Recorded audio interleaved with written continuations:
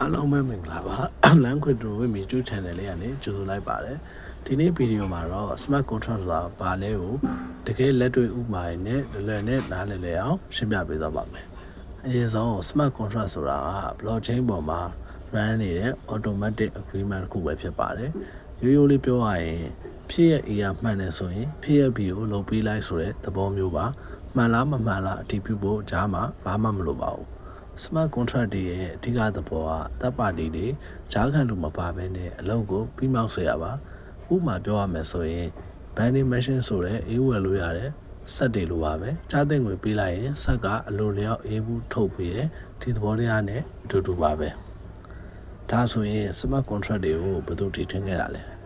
smart contract ဆိုတဲ့ idea ကို net servo ဆိုတဲ့ computer science တွေက1990မှာpropose လုပ်ခဲ့တယ်နောက်ပိုင်းမှာ blockchain နည်းပညာပေါ်လာမှသာတကယ်အသုံးပြုလာနိုင်ခဲ့တယ် smart contract တွေကိုအသုံးပြုနေတဲ့ level တွေကတော့အများကြီးပဲရှိပါတယ်ဒါပေမဲ့ဒီဗီဒီယိုမှာတော့ cryptocurrency ကိုအဓိကထားပြောချင်တာကြောင့်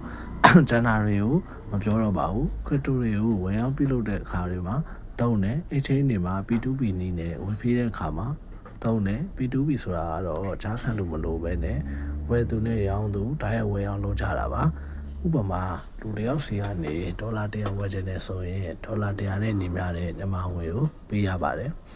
မြန်မာငွေကိုမလွှဲမချင်းလိုအပ်တဲ့ပမာဏမရမချင်းဒေါ်လာ100လည်းရလာမှာမဟုတ်ပါဘူးငွေကိုလွှဲပြီးမှသာဒေါ်လာ100ဟာရရှိမှာဖြစ်ပါတယ်ဒါကအပြင်မှာဒါရိုက်တွေ့စရာမလိုပဲနဲ့ online ပေါ်မှာလည်းမိနစ်ပိုင်းတွင်လွှဲပြောင်းလို့ရပါတယ်ဒါတွေအားလုံးကိုနောက်ွယ်ကနေ smart contract ကပြုလုပ်ပေးနေတာပါဒါဆို smart contract တွေကအားသာချက်တွေပဲရှိရတာမဟုတ်ပါဘူးအားနည်းချက်တွေလည်းရှိပါတယ်သူ့ရဲ့အားသာချက်တွေကိုအရင်ပြောပြရမယ်ဆိုရင်မှန်တယ်ဆိုရင် auto execute လုပ်ပေးတဲ့အတွက်အလင်ခံမှာစိတ်ပူစရာမလိုတော့ဘူး no middleman နဲ့တပ်ပါတီမလိုတဲ့အတွက်သူတို့ကိုပေးရတဲ့ fee မရှိတော့တာကြောင့် transaction fee ကအရန်သက်သာသွားပါတယ် blockchain ပေါ်မှာ run တဲ့အတွက်လည်းလူတိုင်းမြင်နိုင်ပါတယ်